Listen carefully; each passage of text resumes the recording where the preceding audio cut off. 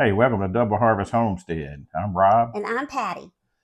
We're going to show you today a staple that they used back during the Great Depression that's cheap and easy to grow and survive.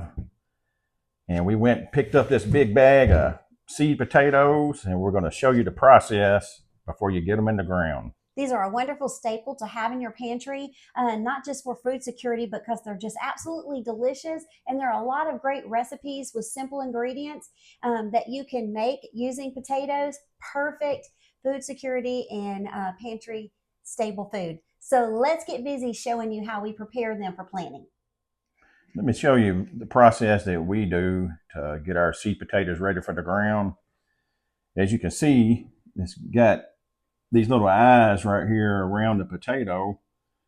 This one don't have quite that many, but a lot of people would just take the whole potato and bury it in the ground, and then these will shoot up from these eyes. But I find that it's a lot better to go on and cut it up. That way you don't waste the potato, and you can spread it out and you'll get a bigger harvest. And what you do when you cut these, you want to try to at least leave one or two eyes on each slice. So like this one right here, let's see. Let me cut it down through here like that. And you can see I got one eye there and one eye there. Now I can just take this.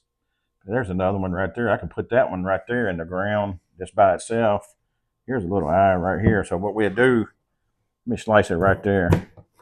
There you go. Now you got two potential plants right there off this one potato. This one's got an eye there and there. Let's see. Let's go on and cut it right here. There you go. And then sometimes you'll get these little smaller ones like this. Well, that one seems to have two eyes on it. Let's go ahead and cut that one in half. Let's try to find us a small, like this one right here only has one eye on there. But what I like to do, because these potatoes, they hold a lot of moisture, just go on to cut that piece off right there. And there you go. And what it does is a potato has a lot of starch in it. These are about, I don't know, 80% water. So you want to go through a process to let this kind of dry and kind of crust over almost like a scab. And really what you would do is you take them and you put them in a pan like this, kind of lay them cut up in this pan. As you collect them, now to give that a chance to dry, I would say maybe 2 weeks is good. Some people do like 4 days, but if you get them in the ground with too much moisture, these potatoes, they're gonna just rot on you, and then your crop's wasted. Now over here in the foothills of the Ozarks of Arkansas, probably the potatoes are best to be put in the ground maybe around March 15th, 25th, somewhere in there. And we're kind of running a little bit behind. So what we like to do is we'd like to take lime and just sprinkle some lime in here on them. And a lot of the old timers say when you sprinkle lime on them, it'll get them dried up and ready in about 2 days. But I'd like to do that and maybe go 4 days to a week. And let me show you the process of that.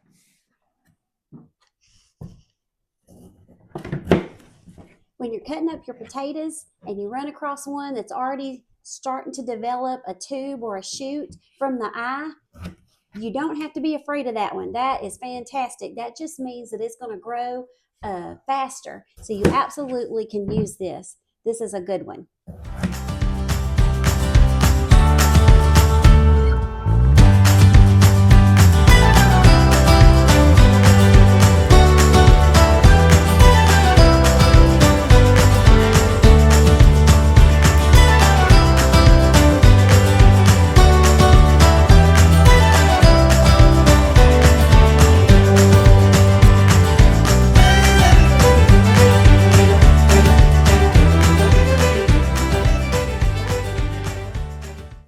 After you get all your potatoes sliced up, and you want to put them the cut side up like this to dry, And being that here in the Ozarks, we're running a little bit behind getting them in the ground, we want them to dry faster than normal. Normally, like I said, you just let them sit for about 2 weeks to get that good little crust on there and get a lot of that moisture out of them so they don't rot in the ground. So what we do, we take this lime, just kind of sprinkle that lime in on them like this. And that lime will draw that moisture out of them and get them in the ground quicker.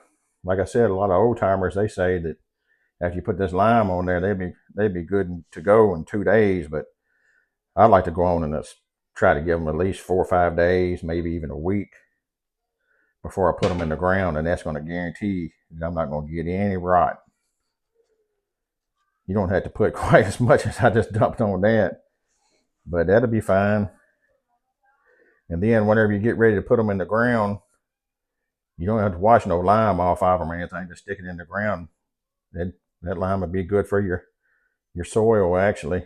Like I said in our garden segment, we had to put 150 pounds of lime down on our fields out there because that's what we were lacking when we got our report for our soil test. So this lime's not going to hurt anything.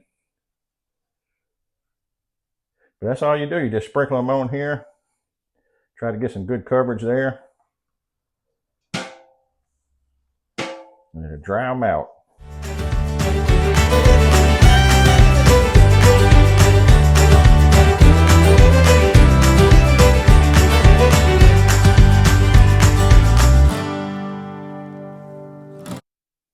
Let's go outside now and give you an update on our garden.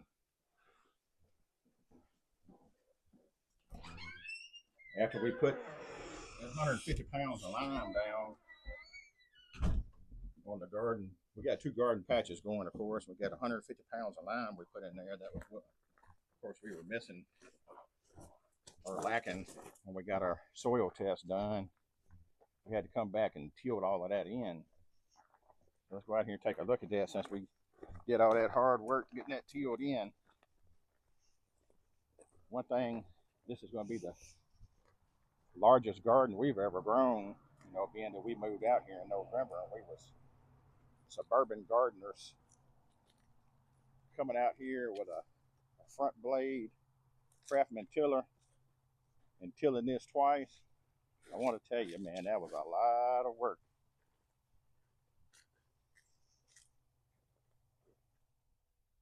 This is our grandbaby, Miss Kinsey, and we're going to turn her into a gardener when she grows up. She already enjoys being outside with Lolly and Pop. Those are our grandparent names. She loves to be outside with Lolly and Pop, and she has a lot of fun watching us as we're sowing our garden. So Miss Kinsey is going to go with us, and we're going to show y'all what's going on over here in our greenhouse.